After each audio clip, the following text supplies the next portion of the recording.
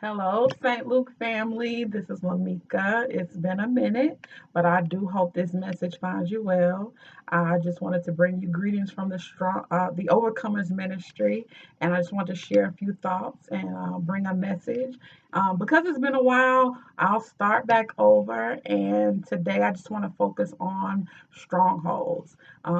With this epidemic and the situation that our nation and the whole world is dealing with right now. We have a lot of time to ourselves and a lot of time to spend with God.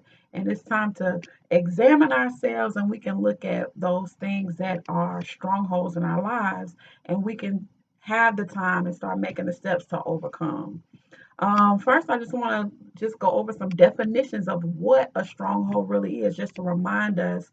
Sometimes we think it's these big, heavy things, and we always think that they're negative things, but strongholds are just what they are. They are a stronghold, something that has a stronghold in your life. So, just looking at the first definition that we have from our Overcomers literature, it says, "What is a stronghold?" In a nutshell, a stronghold is a fortified place or a fortress. It is symbolic of a place of resistance. A stronghold is an area under the domination of a power that defies any challenge to its rule. And domination is a key word because when you're in a stronghold, something has dominion over you, something has reign and power over you to keep you in that stronghold. Another definition that I looked up on the internet from the Oxford Dictionary says that a stronghold is a noun. It is a place that has been fortified so as to protect it against attack. And the second definition says that it is a place where a particular cause or belief is strongly defended and upheld.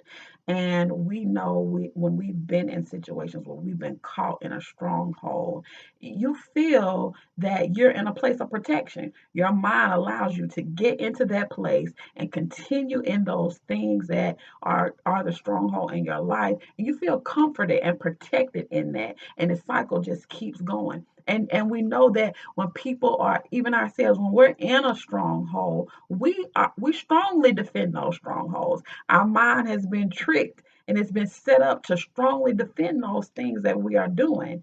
Um, right or wrong, we defend those things and try to uphold them.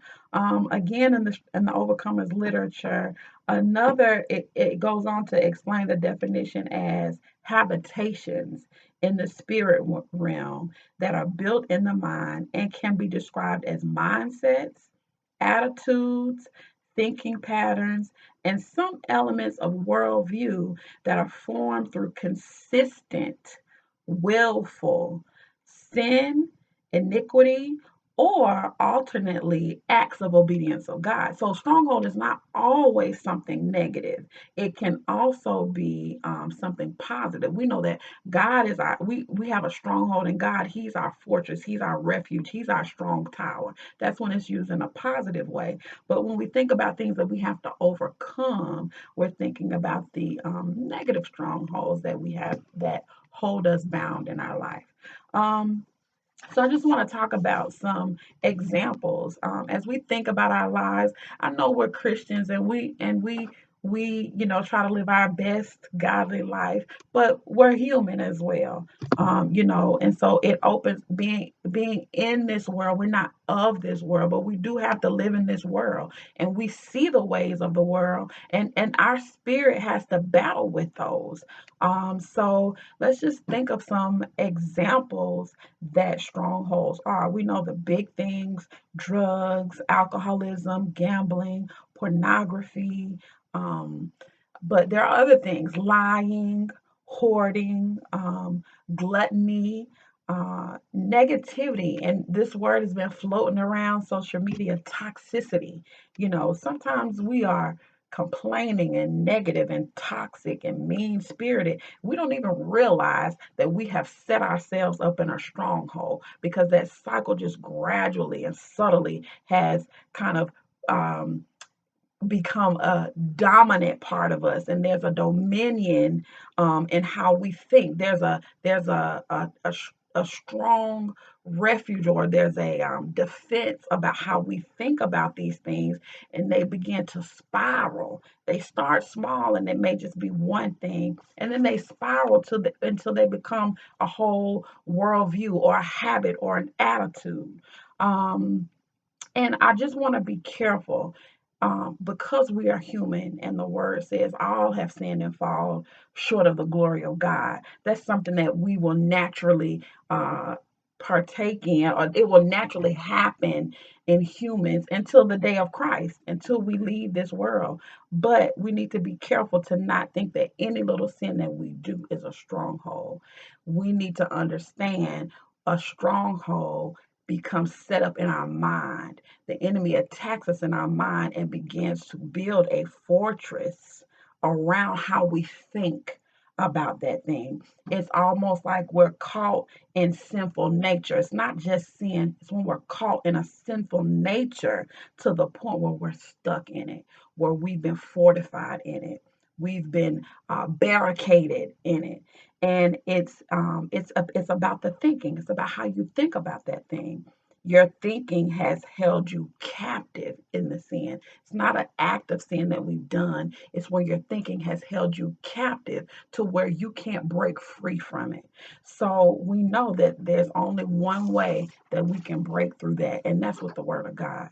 Um, in the literature that we have from Overcomers, 2 Corinthians 10 verses 3 through 5 say, "For though we live in the world, we do not wage war as the world does.